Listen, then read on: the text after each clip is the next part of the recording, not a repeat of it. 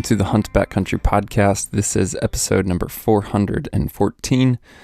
It's the first episode of August of 2023, and it means we have a new giveaway going on. So be sure to go to exomountaingear.com/podcast, and you can enter to win some calls from our friends at the Born and Raised Call Company. If you're elk hunting this year and you're interested in some new calls, whether that's a bugle, diaphragm, external cow call, you can get it all in the Cat Road Shuffle Kit. That's the prize for this month. So be sure to go get entered for that if you're interested. We're actually have been running the giveaways all summer for the full month, but just for some very practical reasons, primarily that I'm going to be completely offline the later half of this month hunting sheep, we're going to run this giveaway for a shorter period of time. So let's do it through August 14th. That'll be the last day to enter. And that way we can make sure that we pick the winner and also can get you those calls before September so that you can use them on an elk hunt this fall. So again, the prize is the Cat Road Shuffle Kit. You can check out more in the show description. Go to exomountaingear.com/podcast to see exactly what that prize is, what it contains, and to get entered. All right. Well, speaking of a new month, we have a lot of great podcasts coming this month, particularly with our Before and After the Hunt series. So with listeners of the show, just like you, we've recorded some great episodes about their hunting plans and the trips that they have coming up this year. And so just stay tuned for a lot of those episodes to come as we hear about, just all different types of species and hunts and times of the year and how listeners like yourself are planning for those hunts. And then, of course, later this year, we'll talk with them after the hunt to hear how things went, the lessons they learned, and a whole lot more. So we do have quite a few of those episodes coming this month, as well as different other episodes and interviews and topics coming. In today's episode, I welcome back Michael from Really Right Stuff. We did a previous podcast with him all about tripods and really understanding tripods and tripod selection, some of the pros and cons on different types of heads, for example, with a ball head versus a pan head, and kind of got into the nitty-gritty on tripods. Today I had Michael back, not to talk so much about product, but to talk about technique, specifically with shooting a rifle from a tripod. This has been growing more and more in popularity over the last handful of years among hunters in particular. And as I have begun to shoot my rifle with a tripod, I realized I had a lot of misconceptions before I started doing it, that once I actually did start shooting with a tripod, I realized some of the things I thought would be the case were not the case. In this conversation with Michael, we talk about tips and technique. We break down different positions, such as using a tripod all the way from the ground, from a prone position to a sitting position, a kneeling position, a standing position. We get tips and techniques on shooting from a tripod in all those positions, how to manage your weight and your balance, how to use a tripod for unconventional support, so maybe like a rear support, and a whole lot more. So if you have any interest at all, maybe you're brand new to it, maybe you've been trying to shoot with a tripod for a while, but you don't feel like you quite have it down yet, I can guarantee you there's some takeaways in this conversation for you. If you want to learn more about Michael, Really Right Stuff, the products that they have, and what they're up to, again, there will be links in the show description for all of that. As always, just so appreciate you guys tuning in. If you haven't yet, hit subscribe or follow in the podcast app so that you receive all future episodes automatically. And then also, if you're enjoying the show, just consider sharing it with a friend or leave a rating or review in whatever podcast app that you're using. That really does help us out tremendously. But right now, let's dive into this conversation with Michael from Really Right Stuff.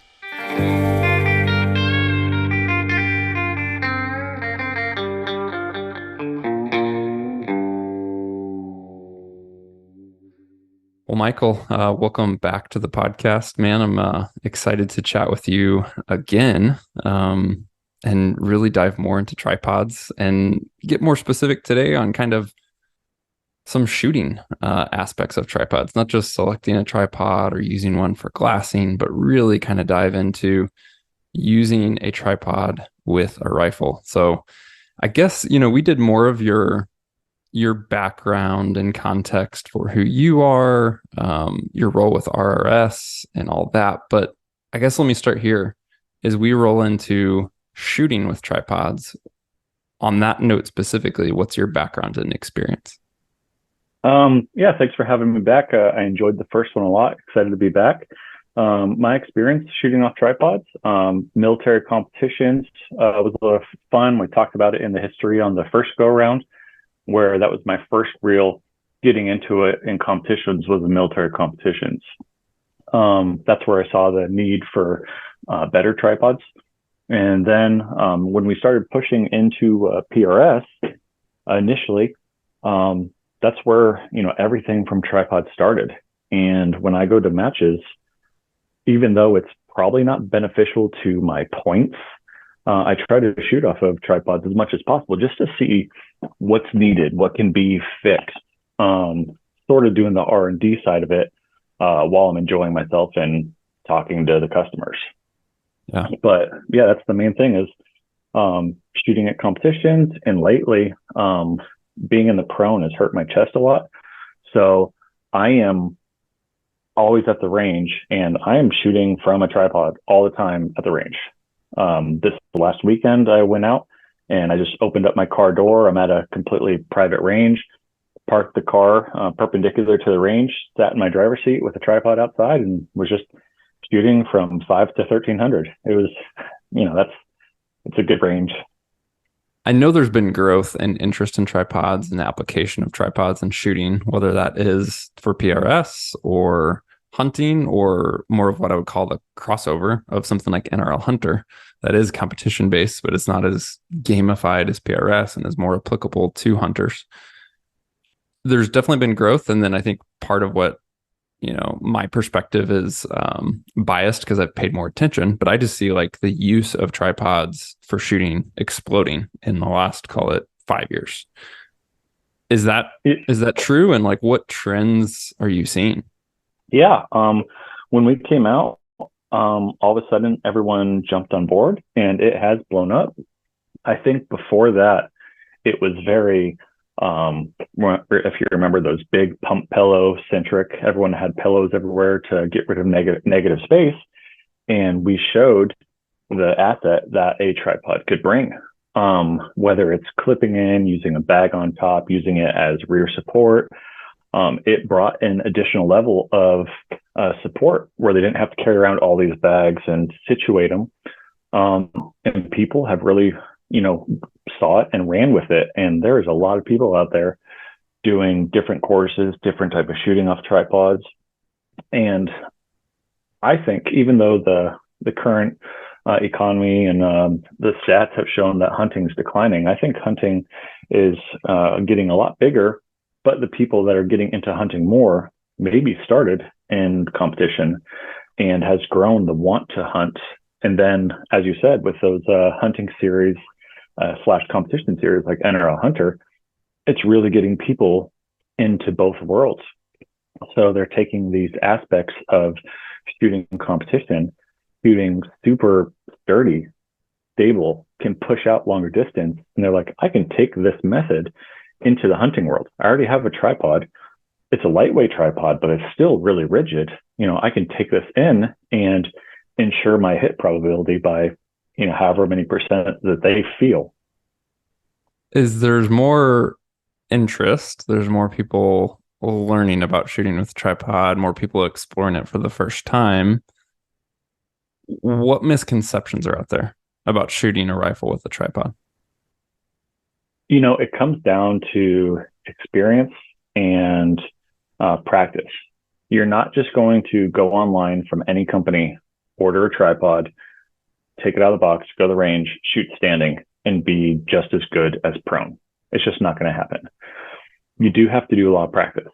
If you get a really high-end tripod that reduces a lot of those harmonics, your human movement, maybe not reduce it, but hides it, you'll see a good ability to shoot off of it, and you'll be surprised.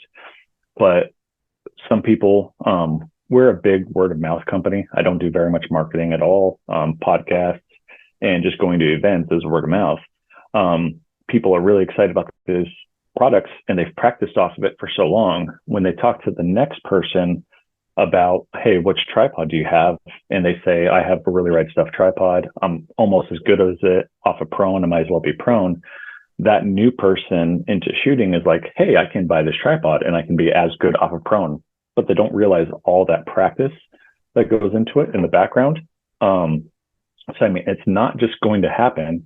And then the other misconception from traditional hunters is a lot of people, the only reason I'm going to take a tripod out is for spotting. And it's a super hard hike, a super hard pack hunt, and I want to drop my weight. So I might just not take a tripod. Where, we talked about it on the last episode, a lot of people, myself included, when possible, especially in the snow, I'm not taking out bipods because they're not going to do anything. I just use the tripod for that. So that's two ends of the common misconceptions. Definitely one of the misconceptions I think I had at first is, I don't know, let's say misconception. I didn't have a full understanding of how versatile a tripod could be from shooting from all positions. As you said, shooting prone, essentially a tripod could replace a bipod. And then obviously increasing height from there, whether you have some sort of like kneeling or sitting position all the way to standing position. So you have all these, on the ground all the way up to fully standing and all types of ways in between. Part of the reason I didn't understand that versatility, especially as you got lower, was because initially I was always using a tripod with a long center column, which when you have that center column, you simply can't get it low enough to shoot prone, for example. So that was one of my own quote unquote misconceptions, is just how versatile they could be. But obviously that is dictated by the type and style of tripod that you have. I'm curious to hear from you so you mentioned, you'll hear people talk about they can be just as accurate or consistent or precise in call it a higher position, whether it's fully standing or not, with a tripod as prone, or maybe nearly as accurate. And then you mentioned how much you shoot off the tripod and not so much prone anymore. I'm just curious, like, I know this is just you. I just want to focus on you because we can't talk about what everyone can do.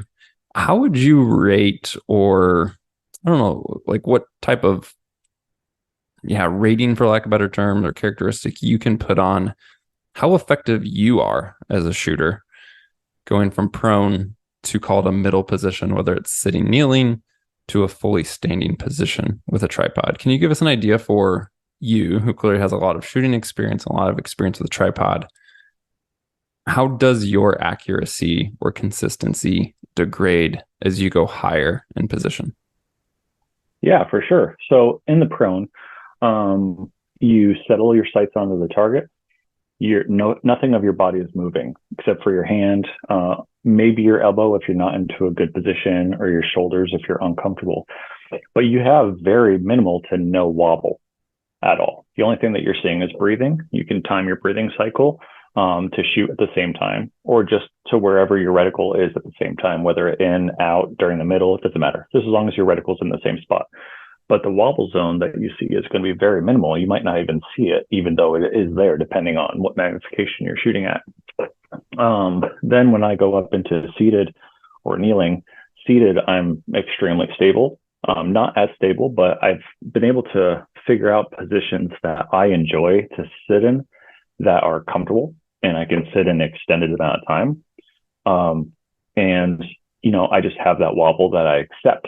I make sure that when the reticle is on my point of aim that I want to aim at, that is when I squeeze the trigger.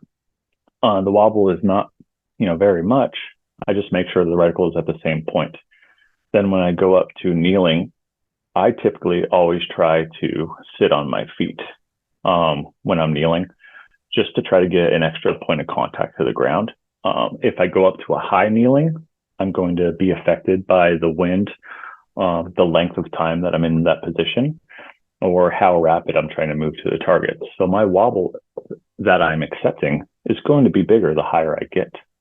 But again, as long as you understand the wobble, you accept it, you know it's going to be there, and you squeeze the trigger at the exact same time at the area that you have your reticle that you want your reticle to be in, whether you're adding or taking off wind, you're going to get the desired results. And then that's just going to be exaggerated when you stand up. When you stand up, depending on how you put your legs, how much forward or backward lean or pressure you're going to place, you can increase your wobble by a lot. Those good shooters that say that they have, almost good as prone, they practice an awful lot. They make sure that they are in positions. They are putting the appropriate amount of pressure into their rifle to not induce excess wobble or human movement. They're not shooting,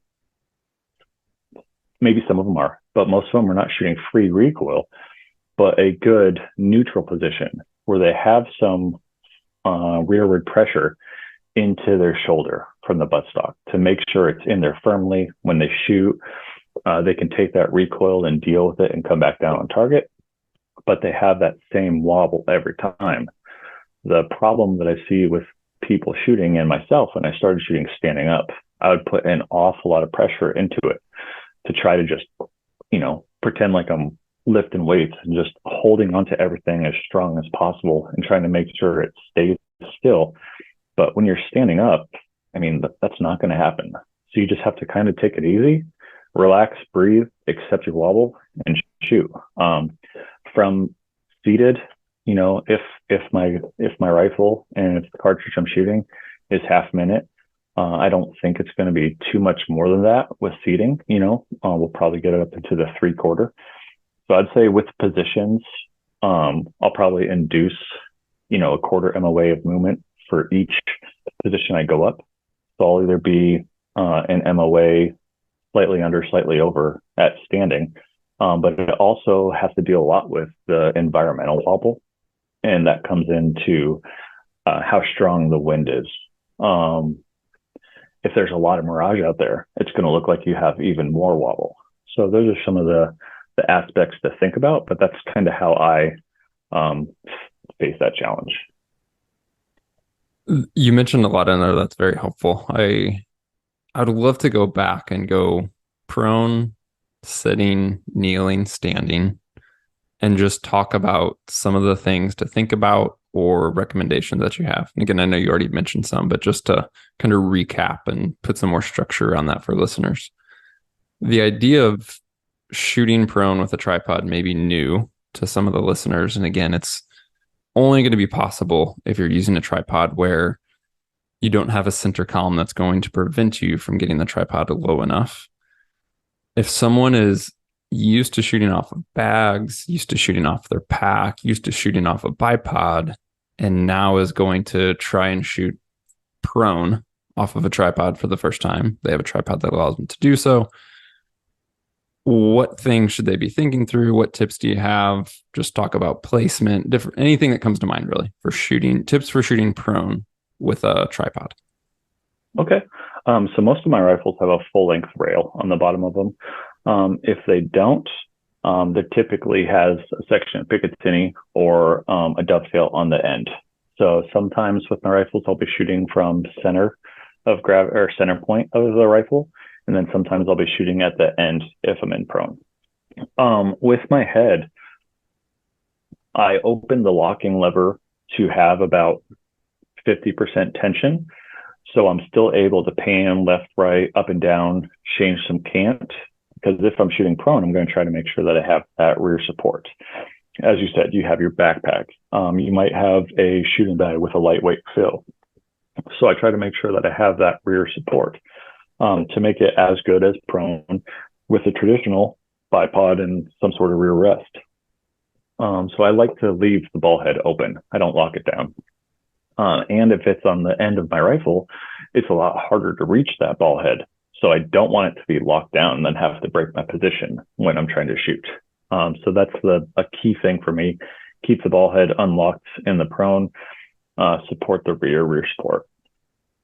Yeah, good stuff.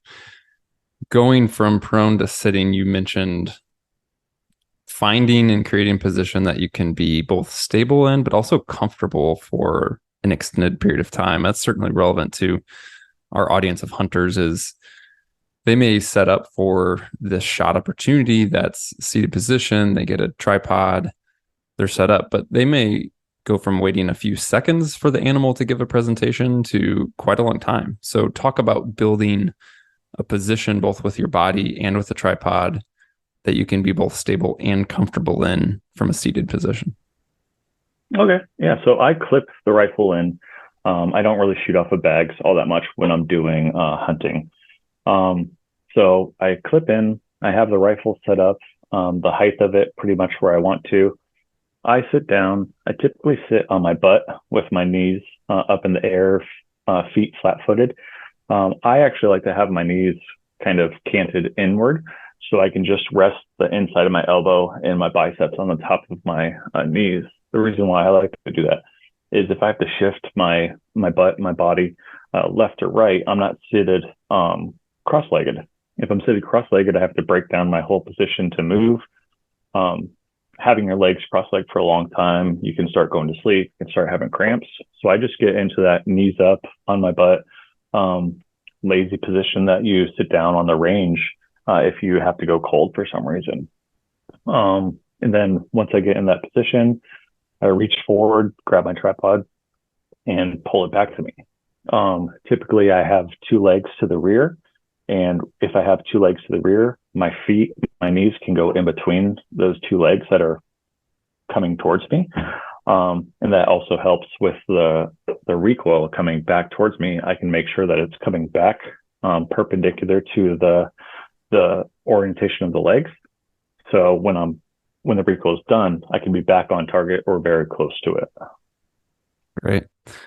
And then going up to some sort of kneeling, you mentioned if preferable, you like to be in a kneeling position, but be able to have your feet underneath you versus kind of a high kneeling where you're more upright and don't have that extra contact. So elaborate a bit more on that. Yeah. So if I have to go from a seated to a kneeling pretty quick, I typically just unlock the first twist lock on the top of each leg and just open it up one fist length and tighten it down. I start with one side. I have the ball head unlocked and I just spin the tripod toward me. So I never have to like reach around the tripod or reach to the front. I just let the tripod spin around the axis since the ball head's unlocked. And as I said, I'm opening up one fist length at a time. I just my feet are already on the ground. My knees are up in the air. So I'm just able to push that tripod slightly forward and roll to a knee. And like I said, I like to sit on my foot. Whether that is 1 foot sideways, completely underneath my butt, or if I have to get a little bit higher, I can bend my toes into the ground and sit on the heels of my feet. That's how I move into that position. If for any reason the vegetation is too high and I have to get up a little bit higher, I just do the same rotation with the tripod with that same twist lock, and I just add an additional fist. And that's how I measure. I make sure everything is off of fists, either 1 or 2 fists per leg. So it's the exact same thing every time. I don't have to worry about using paint markers on the legs because if it's snowing, if there's a lot of mud, that might get covered up. And since you open the tripod so many times and close it so many times, you can scratch that off, but your fist is always going to stay the same. So I just open it up an additional fist length and move up to that higher position if I need to. And then just settle in, rest, and get comfortable. If I am shooting a lot higher up, I'm making sure that my firing elbow is supported.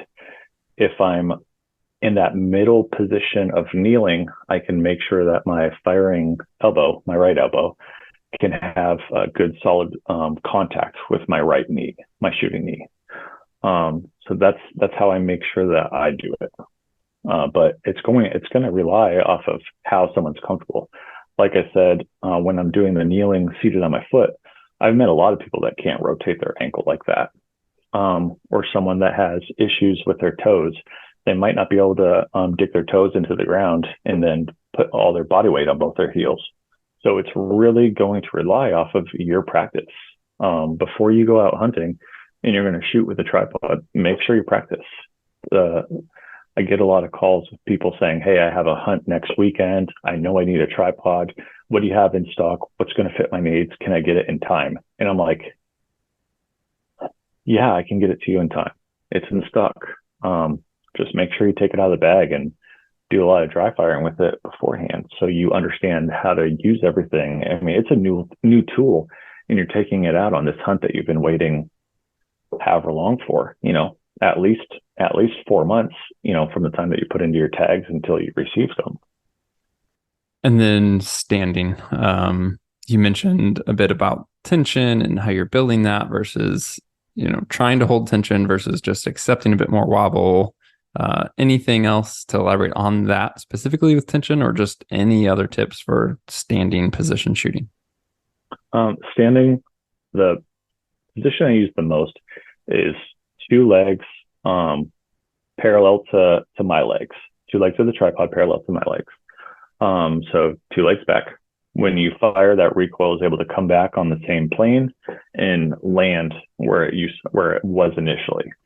A lot of times when people do the one leg back and they're allowing the recoil to happen, they're not putting too much weight into it. If that tripod is slightly canted off to the right or off to the left, their reticle, when it comes back, is going to move off of there. So they're going to have to adjust the position of the tripod every time. But if you're shooting down angle or up angle, you might have to have that rear foot towards you, the rear leg towards you. Or if you're shooting, maybe you're practicing on moving targets. Maybe you're doing some sort of pig shooting or predator shooting, and it's a lot of moving targets. You have to make sure that you can see your impacts. You can follow it up really fast.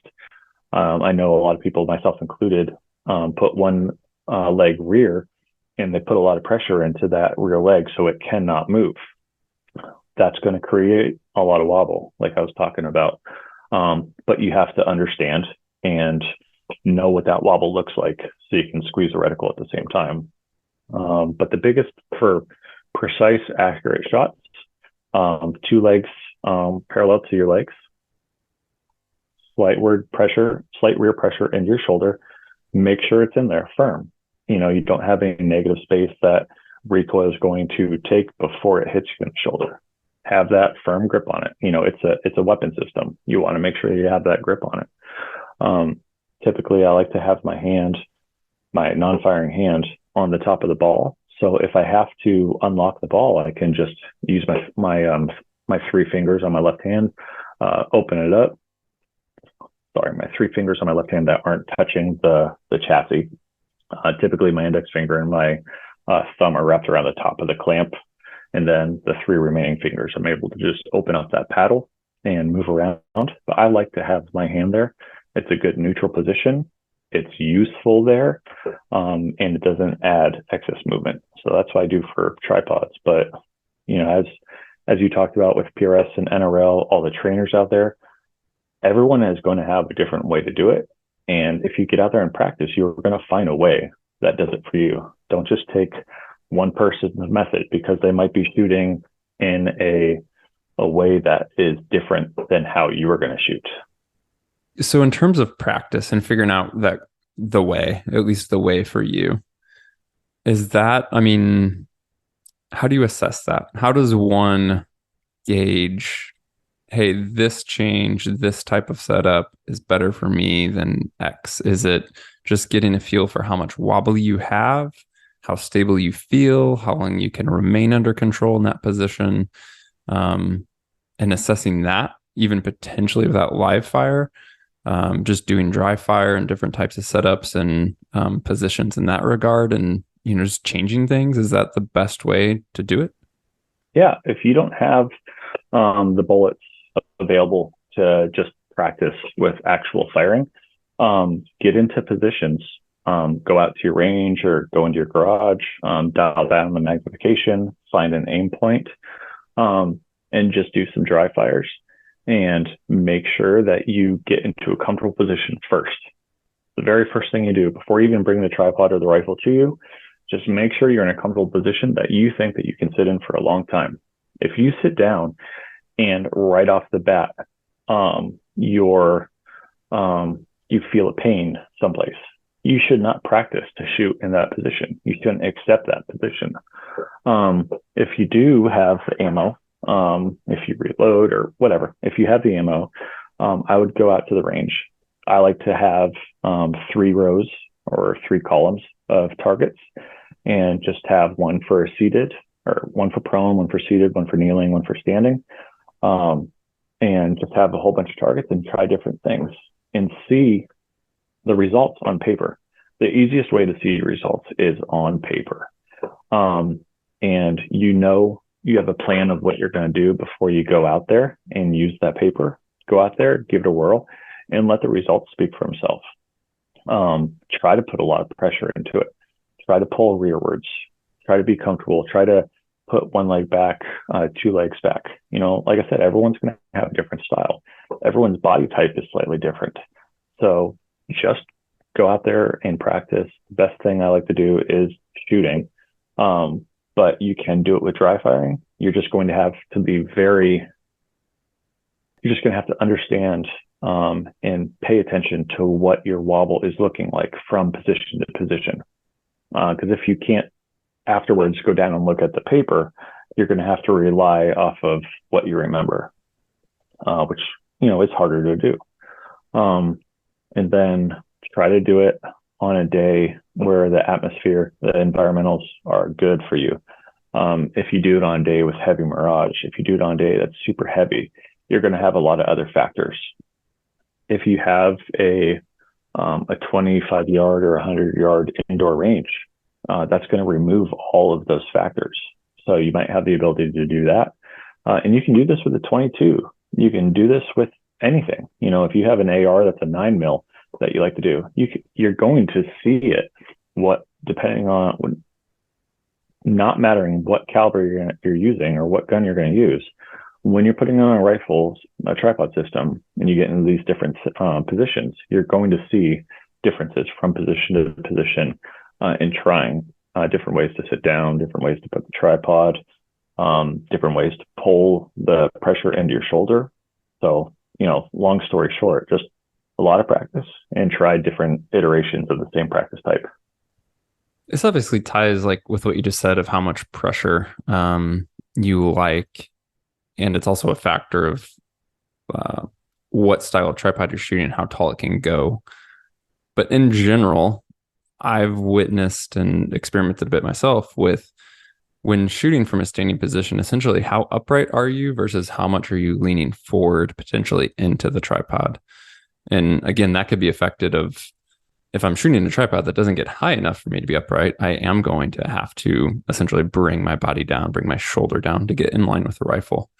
But let's say we had a tripod that could adjust to any position, and I could be fully upright if I wanted to, slightly leaning, more aggressively leaning into the tripod, etc. Are there more objective pros and cons to that, or is it a matter of what feels best to you, and, as we just talked about, what ultimately allows you to perform best downrange?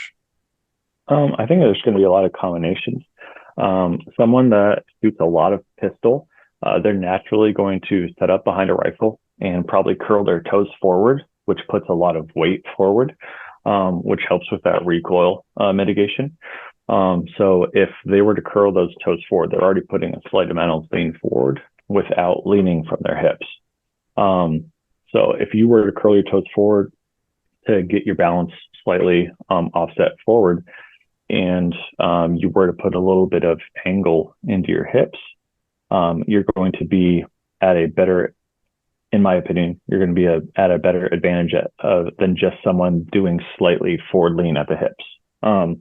Me personally, when I'm shooting long range, I do just a slight amount of forward lean on my hips. It's nothing exaggerated. It's just nice and comfortable down. I want to be in that position for a long time. I don't want to have to stand up and rub my lower back because I've been bending over for so long. I don't want to shoot and constantly have the rifle beating me back off balance. So I just want to find that good balanced position. One thing that you shared so much good information in there, but one big picture thing I want to make sure we call out that I think is an easy mistake to make is you talked about getting yourself in a comfortable position first and then setting up the tripod. And in the past, I have certainly gone backwards with that and anticipated here's the type of shot that I'm going to make, or in a real situation in hunting or even in the field practicing shooting steel from field positions, essentially getting the tripod set up and getting the rifle kind of a bit on target first, and then me getting behind that rifle and setting up my body position afterwards. Whereas you talked about get yourself in a comfortable position first, obviously anticipating is this going to be prone, kneeling, sitting, standing, etc. But get your body in a comfortable position first and then set up the tripod and the rifle accordingly. So that alone is just a very fundamental big picture takeaway if people aren't already doing that. But when it comes to that, you anticipate, let's say, a seated shot, slightly uphill. You get yourself in a comfortable position. This may sound very elementary, but talk about deploying the tripod. What are some of the first things you're doing? How are you going about setting height? What is, yeah, just as detailed as you can, just for that one example, step by step of lower legs or upper legs and, all that thing, all the things that you go through as much as you can. I'm sure you do this like by nature now and maybe even can't explain or think through every detail, but I would just love to have almost a step by step single example if you can, just to give listeners a mental picture for what that deployment looks like. Yeah, no problem. So I'll just use the example of my last hunt. I walked to the position that I identified ahead of time that I was going to set up and glass the area. I took off my pack and I leaned it up against a bush that was on the left side, and my rifle was still attached to the pack. I sat down on the ground, nice and comfortable.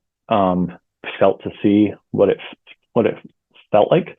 I realized I needed to move a little bit of snow, get some of the snow off the ground, give myself a nice warm spot, or not a completely wet spot to sit on. Sat down again, nice and comfortable. Pulled out my little chair, my rolled up chair off the bottom of the pack. Sat down, made sure, okay, this is my spot. This is where I'm going to shoot from. This is where I'm going to glass from. I unclipped the tripod off the left side of my pack. I set it up in front of me. I know where the top of the head needs to be in position to where I'm going to put my rifle. So I set it up right around the bottom to mid portion of my sternum. That's where the very top of the head was. I opened it up, want to make sure it was super stable. No legs are going to sink into the snow on this side or this side. I put a lot of weight into it. I shook it a little bit to make sure it didn't dip into the snow anymore. Then I took my rifle out. I unclipped it from the right side of my pack. I set it up put it up on top of the tripod, clipped it in, looked through it, opened up the caps, made sure nothing was fogged or anything like that. All good. Everything was going great off of my checklist. That position felt good. I took the rifle back off. I leaned it against my pack. Then I took out the new pan tilt head that I was using and testing during that time frame and attached it to the top of the anvil, which added about 4 inches, 3.5 inches, and attached my binos to that and made sure that I was comfortable in that position so I could go from binos to shooting position without touching the tripod at all. And I was like, okay, that works completely fine. And that's how I set it up. First thing first, I got comfortable, made sure my shooting position was not hasty. I wanted to be comfortable. I just set that up at 5 a.m. I want to be there until 5 p.m. if I have to. This is a spot that I want to sit all day because this is the best spot, period. So I wanted to be comfortable. So I set that up, and then I had the tripod, made sure nothing could go wrong with that setup in my shooting position. I mean, the shot's going to be the most important part of that hunting experience. If I whiff it, I mean, everything is messed up. So I have that, like I said, around the mid to lower part of my sternum because I am leaning a little bit more into it. just in that position that was the most comfortable for long term. And then I added that additional height on that I needed by the use of the pan tilt head, the PT Scout, for my binos, because I was just using binos on that time. But that's like kind of my shot process or setup process. And it's going to be exaggerated or sped through a lot if I'm just shooting at the range, or if I'm doing competition, whether it's any competition, a hunter type position, a field match, anything. I'm going to sit down, make sure the tripod is good and set up for my seated height. I'm either going to put some sort of bag or head on top, and then my binos go on top of that. So once I identify where my targets are, I get the ranges, I can take the bag off, take the bino off, and throw the tripod on. And I don't have to change the height of the tripod in order to start shooting. I don't want to add more time into my process. Great stuff. Thank you for the detail. That was exactly kind of a rundown that I was hoping for. So that was very helpful. Thank you. No problem. So let me lay two scenarios. We need to get a tripod to a certain position. You could have a narrower base, which means the legs are going to be less extended to achieve that specific height. Or you could extend the legs out at a greater angle of deployment. And then obviously the legs would need to be theoretically more extended to reach the same height. Is it a balance choosing between those two? Obviously, the wider the stance in general, the more stable it's going to be. Should hunters always go, let's say again, a seated or kneeling position? Should I just always get these legs as wide as possible while still providing myself enough clearance to essentially be potentially seated or kneeling essentially under the tripod a bit? Or just help us think through that, like the angle of leg deployment, how that relates to position and stability, and what is, I don't want to say right, but what is a good way to think through that? So our tripods have 3 angles on them. You can deal with the top of the tripod and just open up the pull tabs, which open up the angles into the prone, the middle position, or that first neutral position that you open it up to. I typically, when I'm seated, kneeling or standing, I typically almost always use that first position, the neutral position, what you open it up to from your pack. You don't have to deal with any pull tabs or anything. If I am seated for an awful long time and I am looking downhill, a lot of times I will open it up into the second position, which creates a lot more opening underneath the tripod, because I might have to move around a lot and I don't want to move the tripod. But man, that's a tough one. It's me personally, I barely use the second positions unless there's some obstruction or a weird position that I've gotten myself into. A lot of people use that second angle or even the third angle position when they're shooting uphill at a high angle, because they're able to use that leg rearward and put support on it underneath their knee or underneath their armpit. So basically they're shooting from the prone, resting on the tripod, putting a lot more force into it, making it so it cannot move. Man, that's really scenario based. Personally, I almost always go to the first neutral position. The main thing is when I go to standing, I'm almost always in that first neutral position. If I have to go quickly to kneeling or seated, I open up that first leg. I don't mess with the heights or anything. I open up that first leg all the way into the third position, which would allow the whole tripod to go prone if you did it to all 3 legs. And I just take the head all the way down to that seated or kneeling position. If it's still a little bit too high, I'll just close up or collapse one leg slightly. And that'll help me get into that kneeling or seated position really fast. If I have to go into the prone from there, I'll take the other 2 legs and drop them into that third angle position. but really, you know, scenario based and time based is when I'm going to have to use those. And then just the last point that you said, you can get to a point where being wide is not as good. So let's say that you extended a tripod that could go up 7 foot, just theoretically a tripod that goes up 7 foot. I don't think we don't have one. You opened up all 3 legs into that third position. So basically you're like 2 inches off the ground, but your points of contact are 7 feet to either side. So you kind of have more of like a trampoline aspect. So you have to watch out for that a little bit. I did want to, you've mentioned it a couple times, and I want to ask specifically for any tips, suggestions, thoughts on shooting at angles, either up or down. Feel free to separate those of some advice for shooting up versus down. Part of where my head goes with this is less to do with the tripod itself, but something I realized as I started to shoot off of a tripod was what you mentioned prior about having a full length Arca rail. I didn't realize how limited it could be to have just a single Arca attachment, like say a center position in front of the mag well, for example, when shooting at up or down angles. So that's one thing that was a huge takeaway for me early on. But anything else on shooting up or downhill from a tripod?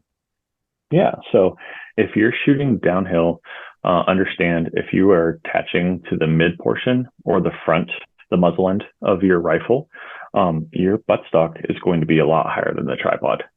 So you're going to want to set up the tripod a lot shorter than you think you're going to need to, because you are mounting via middle or at the end. And then the opposite, if you're shooting uphill, the tripod's going to have to be set up a lot higher than you think, because especially if you mount towards the muzzle end, your buttstock is going to be halfway down that tripod, depending on your angle, of course. So when it comes to tripod selection and someone says, I want the most lightweight portable one there is, and then I ask them, are you going to be shooting in the mountains or are you going to be completely flatland? And they tell me mountains. I typically push them into the L model, not because the overall height is completely long, but each section is longer. So if you compare, just for scenario, our 34 to our 34L, before you open up any of the leg sections, that first section on the 34L is going to be about 2 inches longer than the 34. So automatically you're gaining 2 inches right there. But it's only 2 inches longer in your pack, but it gives you 11 inches overall additional. So I typically push them to the L in that scenario. But yeah, that's my main thing when people talk about shooting angles. They don't realize the capability of the tripod and where they're mounting it. That's something that I learned when I went to Idaho and did a training there. And the buttstock was halfway down the tripod, and I was like, I need a much taller tripod, because I took one of those lightweight compact ones because I was expecting to be humping it everywhere. What are some examples of unconventional ways to use a tripod for rifle shooting? So, we've talked pretty much this whole conversation about clamping in a rifle to a tripod head and shooting with the tripod as just front support. But you could use a tripod for ways to support yourself, not necessarily the rifle, for example. Can you talk about some of and this is probably gonna be a little bit hard to explain on the podcast with no visuals, but just to give people some ideas to think through or begin to consider some of the ways to use a tripod in an unconventional way with a rifle? For sure. Like I was telling you, when I sat down into that position, I made sure it was good for my rifle, and then I threw my my pan tilt head on top to gain that height. A lot of shooters, they don't have that additional head to throw on top, something lightweight, that adds that height, or they don't have a center column to add that height. So if they had to add height, they would have to extend the tripod, but they want to do it extremely fast, so they can throw a bag on top. So a lot of shooting lately, people have been throwing a lightweight bag on top, which will add a little bit of height. Because you can, depending on the shape of the bag, you can turn it sideways, which will, add 5 inches. You can turn it horizontal, which will only add 2 inches. So that's a different method that you have to practice shooting off a bag, not clipped in. You won't be able to let go of your rifle like you can clipped in. And then another way is, let's say that you're on a cliff and you're just shooting from ridge to ridge, but all of a sudden you see something below you in a creek bed. So you have to raise up that buttstock, a foot, because you have an extreme angle down. And now you're seated up, bipods on the ground, and there's nothing between you and the rifle. It's just your shoulder holding it. You could just pull your tripod over to you, wrap your firing arm around it, and pinch the buttstock to the rifle and just slide up and down that leg to get elevation. And that's going to be supporting the front and the back of your rifle.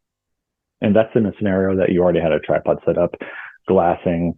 You were planning on taking a shot prone in a bipod, but you went to your rifle, you saw something, and then you can just change that position real fast. You can use that tripod for rear support. When I was telling you about extreme angles, if you guys follow our social media, RRS Soar on Instagram, or Hat Creek Training, you'll see in all the images from them, everything they do is unconventional with angles. That's with 2 of those front legs as tall as it possibly can.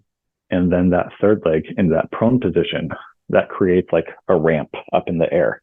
The buttstock is basically in line with that rear leg coming back. So it's pointed at like a 30 degrees. And whether they're shooting kneeling, they can throw their leg over it and pinch that rearward leg underneath the knee. Or if the front legs are a little bit lower and they're shooting prone, they can actually put a bag or their armpit over top of that rear leg and kind of use that leg as they're making it an extremely stable support because they're basically loading it down with a concrete bag that's made of your body. So there's, you brought this podcast up, this episode, talking about so many different ways to use it. Why are people using it so much more now and in so many different ways? I mean, people have just become extremely creative. Companies are coming up with super creative ways to solve all the problems that we've always had, but we've been too stubborn to change. So I see that's the direction that we're going. You've mentioned a couple times a lightweight head that you were using for your optics. And I know when we first spoke in the first podcast, this was something you were tested but couldn't quite talk about, but it has been recently released. Can you tell us about this new lightweight head that you've been mentioning? Yeah, it's called the PT Scout. PT stands for pan tilt. We've never had a pan tilt. The first head we came out with was the Anvil, and that was a firearm specific. And throughout the years, people have been like, man, this is awesome to shoot off of. But 90% of the time, I am glassing. Is there something I can add? And we went through the first iteration of just adding some sort of like panning to the top of it with some additional clamp, but they were still having to change the elevation with the Anvil. So we started designing this pan tilt Scout, the PT Scout, about 3 years ago. Had a lot of people testing it, went through a couple of iterations, and then I recently went out hunting, and then I sent a couple of you guys trials to try out. And, the current version we just launched last week, the PT Scout, it is pan tilt with the heaviest clamp we have that does both Arca Swiss style plates and Picatinny, comes in at 9.5 ounces. It is without the handle on it. If you were to hold it in your fist, you could close your fist around it. You can thread it onto the top of a tripod. In that scenario, you'd have to level the tripod using the legs. So it would work for like if you're doing a lot of scouting before the season starts. You could use that because you don't have to worry about leveling the legs as much, just using optics. or since the bottom of it has a bidirectional dovetail, which just means an inch and a half inch, a 1.5 inch square, you can clamp it into the anvil or any other ball head or leveling base. The handle has a nut on the end of it that you can unscrew, and you can actually extend it 3 inches. We haven't seen very many options out there where you have an extendable handle. And then a lot of you guys that have been taking it out on hunts a lot lately, they were worried, we love the handle, but we're worried that it'll come out when, you never know what's going to happen, what's going to rub against it. So we just did some fun little design work on it to make it so it cannot come out on accident. So any of you guys just bought it recently or going to buy it, when you thread the handle into it, you thread the handle in, and then all of a sudden the handle becomes wobbly. You have to line it up again with the next set of threads to screw it in. And once it's in there, it's in there. If for any reason you accidentally were if you were able to unscrew it while hiking, there's no way that outside a tree is going to be able to pull it rearward and find the threads and start unscrewing it in the amount of time it takes to walk through some bushes.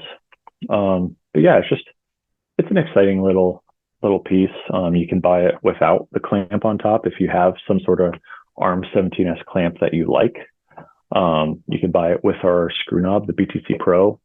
The reason why a lot of people are buying the BTC Pro version is if they're using a lot of different rails from different companies, you don't want to have to adjust the clamp over and over and over again to fit different standards. If you're using all rails from us, rails from most of the US companies, they're probably to our standard. But when you start getting stuff off of Amazon and all that stuff, if you go from your rifle to Picatinny to your binocular mount, and you got all these things from Amazon, US company, foreign company, they're probably all going to be slightly different. So the PT Scout would allow you to mount onto all of those without having to worry about the different standards. And the SC Arc is that lever release. If you're using all of our rails or US companies that use our specs, it's just a lever release to throw it on. But that goes from 5.8 ounces all the way up to 9.5 ounces. But yeah, it's a cool little thing, competitive in the market with pricing, and extremely competitive with the weight. So we're excited for it. I think people are gonna. I'm excited to see reviews start popping out about it. Yeah, no, it's I played with one, not the final production version, but the one you just sent me to check out, and it is a cool little head for sure. I think there's so much versatility in it, like you mentioned, of whether you want to run it standalone directly on a tripod, if you want to use it more in the scenario that you mentioned earlier when you broke down that hunt of essentially clamping it into like a shooting head, for example, and now you create a pan tilt for your optics specifically, without too much of a weight penalty. There's just a lot of versatility in it. So it's I'm right there with you, excited to see how guys are using it and what their feedback is, but I certainly enjoyed checking it out myself. Good. Like I said, we're excited for it. We designed it to be small enough to fit in your hand, but I really like the size of it where it came out. You can clamp it into the anvil. And since I don't run a center column very often, it adds that minimum height that I need to go to optics. So that's a win for me. Well, let's wrap up with a final question that is admittedly quite selfish of me. I've been using my tripod a lot the last couple of years and taken it all over the place, and have used it hard in a lot of different environments and conditions, and have not really done anything to take care of it in terms of like cleaning or maintenance or what have you. So what should I be doing? What tips do you have? What is some kind of common maintenance maybe to do after hunting season, or leading into hunting season, in terms of just cleaning and maintenance and care? Anything under that umbrella for a tripod like yours?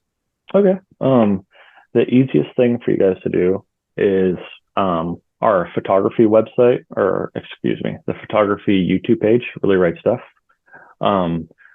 since 2016, they've had multiple different videos on how to clean the tripod. So if you guys want to do step by step, like full on how we break it down, how we clean it, how we add grease to it, all that's there. Again, that's the Really Right Stuff YouTube page.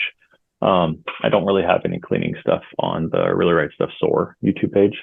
But myself, I typically, after the Night Force ELR match, I just shot that a couple of weeks ago. It was super rainy, super muddy. I came home, just went to the bench, unscrewed all the twist locks, pulled out the legs, made sure I didn't drop the anti-twist leaves, pulled out all the legs, pulled out all the sections, just gave them a good wipe down. Went outside, took a hose down the whole thing, inside, outside, put the air compressor I have in there to just get out all the air and just let it dry. Put on a little bit of synthetic grease on the threads and just put the whole tripod back together. The anvil head, I don't clean all that often. It doesn't really need it too much. But once a year, I probably take apart the anvil. There's just a screw underneath. There's two screws on the top of the lever. When you take those out, the handle kind of becomes a socket wrench. You just unscrew it and the anvil comes apart like a clamshell. I just wipe down the ball, wipe down the locking rings that attach to the ball, and then put it back together. And yeah, the main thing I do is wipe down with a rag, make sure the threads and the inside of the legs are clean. And it's pretty easy. We very rarely get tripods sent in because there was issues with them being dirty.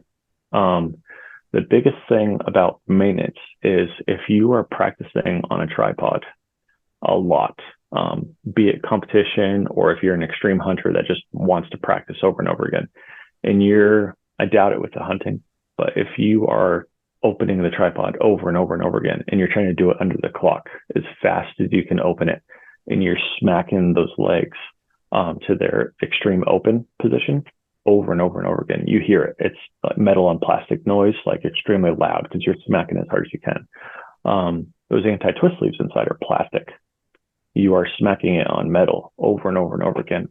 So you can deform. It's just a plastic wear piece. After a couple of years or so, or half a year if you're extreme, you might have to buy another $2 section of that anti-twist leaf. If you open your tripod quickly and it feels like it's sticking, or if you in an extreme you pull the tripod so hard that it pulls the leg out, you need a new anti-twist leaf. And like I said, they're $2. There's a whole bunch of different sizes. It's on the website under the tripod accessories.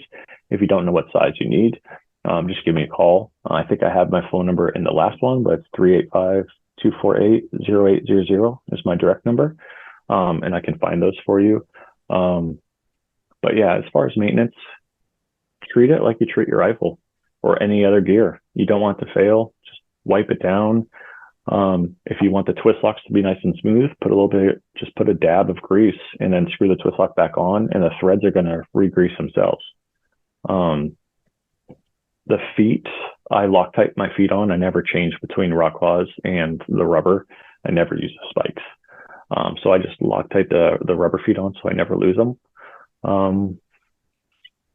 Yeah, long story short, wiping it down just after a match or after a hunting. Got it. Simple enough. Appreciate it.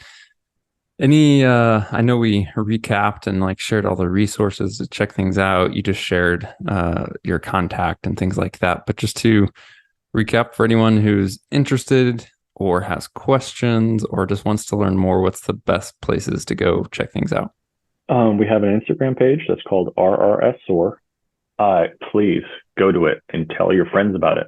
We recently got to a point where we're not allowed to share stuff anymore because powers that be said you're not allowed to share stuff anymore. Not within our company, obviously. Then our Facebook page is Really Right Stuff SOAR. For that maintenance stuff, we have a YouTube page that's Really Right Stuff. My phone number, 385-248-0800. We have the website is rssoar.com. I am on Sniper Side forum. I watch on Rock Slide every once in a while. Really, I just like to talk to you guys on the phone. I appreciate that more than anything. If you give me a call and you have any questions about the stuff, you're going to hear it from me. You're going to hear it from the source. If I tell you something wrong, it's going to be covered by the warranty or a stupid mistake that Michael made. I mean, that's the best part of buying from a U.S. made company, is being able to talk to someone on the other end that actually loves the hobby that you do. But if you don't get me, Ryan and myself are the only ones on the phones for 108 countries. So please leave a message. Besides that, I mean, we're pretty easy to get in contact with if we're not on the phone or out at an event. I just appreciate that so much. I mean, that's what we do, obviously, with EXO, is just love being able to interact with our customers directly. And thank you for doing it, because this is a potentially big topic, when it comes to investing in a tripod or understanding all the different models and options and the nuances of what may be best for a particular individual with their goals and how they're shooting and what type of terrain they're in, et cetera. There's certainly a lot to explore. So thank you for being so available to answer those questions. I know I've benefited from it personally. No, man, I love it. Like I don't own the company, but I started the SOAR division, and I feel like it's my baby. I want to take care of it. When someone talks negative about the company because they couldn't get a hold of me, or they say customer service rep, but it's me. I take that personally. When someone on Sniper Side talks negative, like, it's going to happen. That's how people are. But I do take it personally. Like, I love it. I live it. I was just out shooting, like I said, the other day, shooting the Night Force ELR match the other weekend, had a lot of fun and met a lot of customers. And I mean, I love it. So I appreciate it. Thank you for having me on here. I hope that we get a lot closer and talk more about hunting. And I just want to dive into the subject. Like, I'm still a novice. I want to figure this out. Unfortunately, I didn't draw for any of the tags I put in for 2 states this year. So that's fun. Well, I was going to ask you about your hunting plans. We'll wrap this up and chat about that. Thanks again, Michael, for the time. No problem. Thanks for having me. You have a great one. Well, that's a wrap on today's conversation. Thanks again to Michael for joining us, and also just being such an available resource to shooters and hunters when it comes to tripods. Again, if this is something new to you guys, be sure to try it, man. Like, it takes practice and technique, but once you get it down, shooting with a tripod really does open up some new opportunities that can really help you in the field, especially if you're already carrying a tripod for, say, your binos or spotting scope. If you're rifle hunting, it's a whole new tool to have at your disposal, but it does take some practice to understand how to use it effectively. So I encourage you guys to do that. As always, thank you for tuning in. If you have any questions, comments, or feedback for us, send an email to podcast@exomountaingear.com, or look for the link in the show description that says leave us a message. And you can use whatever device you're on right now to leave us an audio message that we can answer on a future Monday Minute episode, which are our Q&A episodes. Again, do that. We'd love to hear from you guys. Also, hit subscribe or follow in your podcast app if you haven't done that already, so that you receive future episodes automatically. And we'll talk to you soon.